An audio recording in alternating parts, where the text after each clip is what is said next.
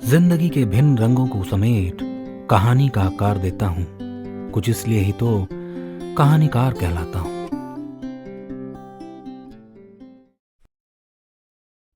मित्रों, हमारी कहानियां सुनने के लिए हमारा चैनल सब्सक्राइब करना और बेल आइकन दबाना ना भूलें। कहानियों के घर में आपका स्वागत है। मैं हूं कहानीकार सुधांशु राय और आज की कहानी का नाम है किस्सा। इस कहानी के लेखक हैं निखिल उप्रेती जी, जो हॉरर कहानियां लिखने में रुचि रखते हैं और एक मर्डर मिस्ट्री नॉवल भी लिख चुके हैं। अगस्त महीने की वो आखिरी शाम थी। पिछले 2 दिनों से लगातार हो रही बारिश शहर भर में अफरा तफरी मचा चली थी। मौसम विभाग ने भी अलर्ट जारी कर दिया था। सभी को अपने घरों में ही रहने के आदेश थे। ऐसा पिछली बार 4 साल पहले हुआ था, जब शहर में बादल फटने से बाढ़ आ गई थी और अपने साथ कई जिंदगियों को मौत के मुंह में बहा ले गई थी। पापा, कोई किस्सा सुनाओ ना, ऐसे अंधेरे में बैठे बैठे बोर हो गए हैं। सुमी ने अर्जुन के कंधे पर हाथ रखते हुए कहा। मनु भी अपने पापा के पास आकर बैठ गया। उसके हाथ में छोटी सी पेंसिल टॉर्च अभी भी चमक रही थी। पापा, मुझे अंधेरे से बहुत डर लगता है। मनु के चेहरे पर मासूमियत थी। डर तो लगेगा ही ना, सारा टाइम बस वही भूतों की बातें। भूतिया किससे? मीरा किचन से बाहर आ गई। अरे अरे, it's so much fun. Arjun ने चश्मे को माथे पर चढ़ाते हुए जवाब दिया। कम ऑन मां, don't be a spoil sport. Sumi Arjun को कोनी मारने लगी। यह उनका परफेक्ट टाइम पास था। जब भी मौका मिलता, उनकी बातों का सिलसिला यहां से वहां होते हुए उस दूसरी दुनिया तक पहुंच जाता। सुनो ना, आज एक बड़ा ही दिलचस्प किस्सा सुनाने जा रहा हूं। अर्जुन बेड पर खिसकता हुआ बोला। Okay, shoot. मीरा ने अपने खुले बालों को बांधना शुरू कर दिया। अर्जुन ने टेबल पर रखी एक और मोमबत्ती जलाई और गहरी सांस लेते हुए बोला। बहुत पुरानी बात है। शिमला से कुछ दूर एक गांव में कोई विधवा अपनी बेटी के साथ रहती थी। उन दिनों ऐसे ही मानसून के दिन थे। पहाड़ों में अगस्त महीने की कुछ ऐसी रातों को डगेली की रात कहा जाता है। इन रातों में काली शक्तियां जाग उठती हैं। अर्जुन की बात सुन मनु उसके थोड़ा और नजदीक आ गया। ऐसी ही रात में उस विधवा के दरवाजे पर अचानक दस्तक हुई। दरवाजे पर एक औरत और युवक खड़े थे।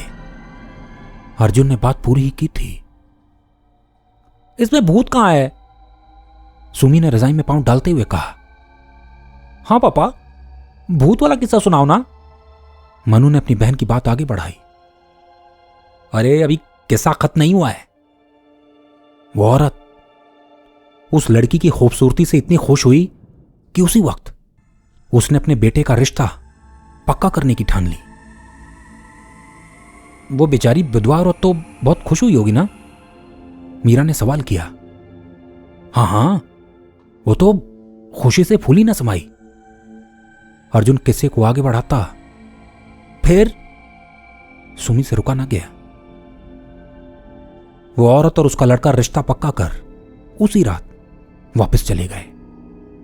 अगले दिन जब औरत अपने दफ्तर गई और सबको इस बारे में बताया, तब उसे मालूम पड़ा कि वो औरत और वो लड़का कहीं रिश्ता ले जाते हुए एक सड़क हादसे में बहुत पहले ही मारे जा चुके हैं।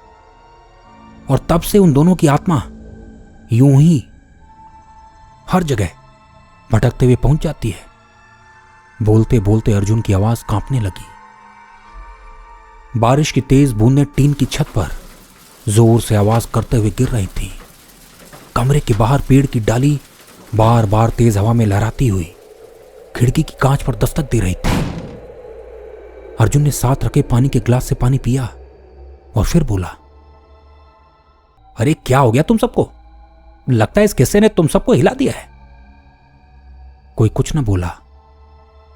अरे यार, it's just a dam story. ये सब कोई असलियत में थोड़ा ही होता है। अर्जुन ने अपनी बात पूरी की ही थी कि अचानक बाहर दरवाजे पर एक दस्तक हुई। इस दस्तक ने उन सबको बुरी तरह चौंका दिया। इस वक्त कौन हो सकता है? मीरा ने अर्जुन की ओर देखा। अरे घबराओ नहीं, मैं देखता हूं। अर्जुन आगे बढ़ा। पापा एक टॉर्च ले जाओ। सुमी ने अर्जुन को पेंसिल वाली टॉर्च थमा दी। बेड पर बैठे हुए उन तीनों की धड़कनें भी साथ साथ बढ़ती जा रही थीं। कौन है? अर्जुन ने दरवाजे पर पहुंचकर आवाज लगाई। कुछ पल की खामोशी के बाद एक बार फिर से वही दस्तक गूंजी। इस बार अर्जुन ने आखिरकार दरवाजा खोल ही दिया। उसने देखा बाहर एक आदमी खड़ा है और पूरी तरह भीगा हुआ है। सो सॉरी, वो मेरा नाम समीर है। वो दरअसल मेरी कार खराब हो गई है। एक्चुअली मुझे मेन हाईवे से लेफ्ट मुड़ना था। I guess I have taken a wrong turn और अब मेरी गाड़ी बंद हो गई है। ऊपर से मौसम। समीर ने एक सांस में अपना हाल बयां कर डाला। अर्जुन कुछ देर वहीं खड़े उसे घूरता रहा, फिर अंदर आने का इशारा किया। मेरा ये समीर, सॉरी, मैं आपका पूरा नाम नहीं जानता। अर्जुन ने ड्राइंग रूम में दाखिल होते समीर से पूछा। जी Sameer Khanna. Hello ma'am, I am really sorry, मैं ऐसे आपके घर में। समीर मीरा को देख घबरा गया था। मेरा वो दरअसल समीर की गाड़ी खराब हो गई है। अर्जुन ने बात संभाली। बातें सुनकर सुमी और मनु भी वहां आ गए। देखिए, मैं एक मार्केटिंग मैनेजर हूं। मेरी एक मीटिंग है कल शहर के बाहर वाले उस नए रिजॉर्ट में। अनफॉर्चुनेटली मेरी कार ही खराब हो गई and I lost my way. Sameer उन सब के चेहरों को पढ़ने लगा। No, it's okay, we understand. Arjun ने मीरा की तरफ देखते हुए जवाब दिया। बस कुछ देर के लिए आप लोगों को तकलीफ दे रहा हूं। थोड़ी बारिश कम हो जाए तो मैं गाड़ी को ठीक करने की कोशिश करूंगा और चला जाऊंगा। समीर मजबूर सा दिख रहा था। मामा, ये अंकल कोई भूत तो नहीं है ना? मनु ने मीरा के कान में फुसफुसाया। कुछ भी बोलते हो मनु। मीरा ने सहज जो स्थिति को संभाला। उधर अर्जुन और समीर अपनी बातों में मशगूल थे। वो असल में मेरे दोनों बच्चे थोड़ा डर गए हैं। अर्जुन ने बात को आगे बढ़ाया। डर गए? किस बात से? समीर ने अपनी भीगी जैकेट एक तरफ रख दी। एक्चुअली मैं इन सबको एक भूतिया किस्सा सुना रहा था और उस किस्से में भी कुछ ऐसा ही हुआ था। अर्जुन मुस्कुराने लगा। ओह, तो आप भी इन सब चीजों में यकीन रखते हैं? समीर की आवाज गंभीर हो चली थी। देखिए, अब हर तरह की चीजें हैं इस दुनिया में। कुछ हमारी समझ के अंदर है और कुछ समझ के बाहर। अर्जुन समीर की आंखों में झांकने लगा। आपके साथ हुआ है कभी कुछ सुपर नेचुरल? अर्जुन ने समीर की तरफ कॉफी का एक कप बढ़ाते हुए सवाल किया। नहीं, और मुझे इन सब चीजों में कोई दिलचस्पी भी नहीं। समीर ने रूखा सा जवाब देते हुए कॉफी का वो कप पकड़ लिया। हमारी तो पूरी फैमिली इन सब किस्सों में डूबी हुई है। अर्जुन सामने से आती मीरा की ओर देख के बोला। हां, और हमारे अर्जुन वर्मा के पास तो भूतिया किस्सों का खजाना भरा पड़ा है। मीरा अर्जुन के बगल में बैठ गई। समीर ने उनकी बात को टालते हुए सवाल किया। ये यहां मौसम हमेशा इतना खराब रहता है? इससे पहले भी हुआ था कुछ ऐसा ही, या यूं कहें इससे भी ज्यादा बुरा। पानी का वो सैलाब अपने साथ सब ले गया। इस बार मीरा ने धीमी आवाज में जवाब दिया। वेल, आई होप ये बारिश कुछ थमे और मैं यहां से निकल सकूं। समीर ने कॉफी का कप टेबल पर रख दिया। मीरा और अर्जुन एक टक समीर को देखे जा रहे थे और समीर भी कभी इधर उधर नजर घुमाता और फिर उन दोनों की तरफ देखने लगता। दूसरे कमरे के अंदर से बच्चों के खिलखिलाने की आवाजें आ रही थी। लगता है अब बच्चे नॉर्मल हो गए। समीर ने चुप्पी को तोड़ा। हाँ, वो उस वक्त एकदम से थोड़ा घबरा से गए थे। अर्जुन घड़ी की तरफ निहारने लगा। रात गहरी हो चुकी थी और बारिश थमने लगी थी। लगता है मुझे अब चलना चाहिए। समीर ने जैकेट उठा लिया। अरे आप ऐसे मौसम में कहाँ जाएंगे? कुछ देर इंतजार कर लीजिए। अर्जुन ने मीरा की ओर देखा, पर समीर शायद निकलने का मन बना चुका था। नहीं, अब चलना होगा मुझे। बस एक बार कार चेक कर लूं। अगर छोटी मोटी प्रॉब्लम है तो ठीक करके आगे निकलने की इजाजत चाहूंगा। वो दोनों की तरफ हाथ जोड़ बाहर निकल गया। समीर ने बाहर आकर टॉर्च की रोशनी में बोनट खोला और अगले 10 मिनट में गाड़ी निकलने के लिए तैयार थी। Thank you so much for the hospitality. By the way, that coffee was wonderful. Sameer ने मुस्कुराते हुए उनका शुक्रिया किया। अरे समीर साहब, कैसी बातें कर रहे हैं? ये तो हमारा फर्ज था। और वैसे भी अब कौन आता है यहां, वो भी ऐसे? अर्जुन ने हाथ हिलाते हुए जवाब दिया। अगले ही पल समीर की गाड़ी वहां से निकल चुकी थी।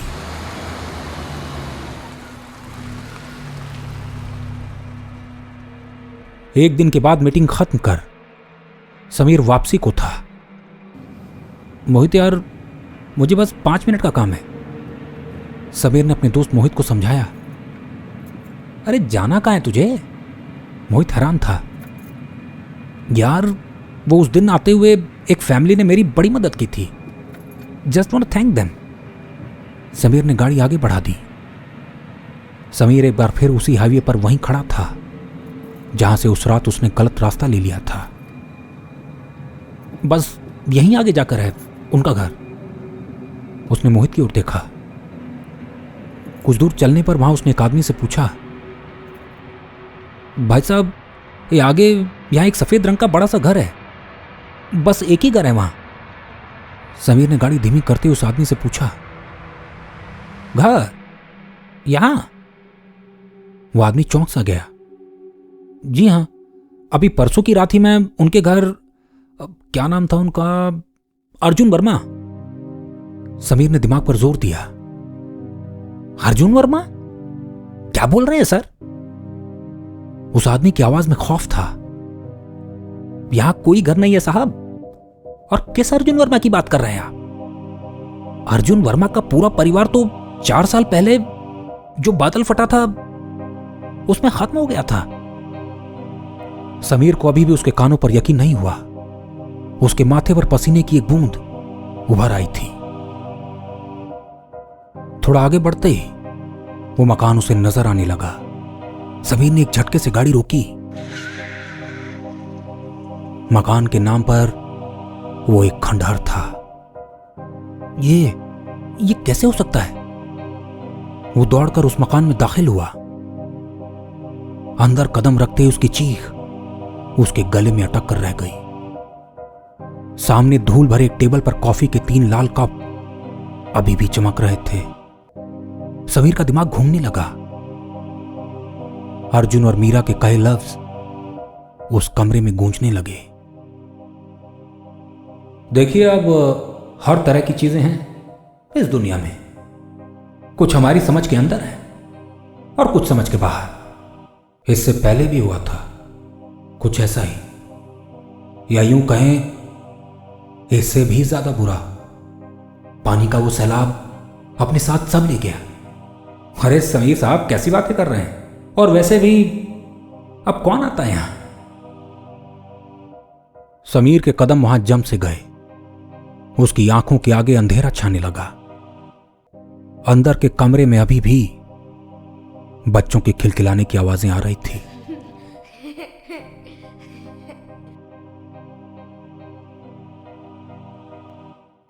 मित्रों, यदि यह कहानी आपको पसंद आई तो इसे लाइक और शेयर जरूर करें। और हां, हमारी कहानियां सुनते रहने के लिए हमारा चैनल सब्सक्राइब करना और बेल आइकन दबाना ना भूलें। आप हमें फेसबुक पर सुधांशु राय ऑफिशियल और इंस्टाग्राम पर कहानीकार सुधांशु राय के नाम से खोज सकते हैं।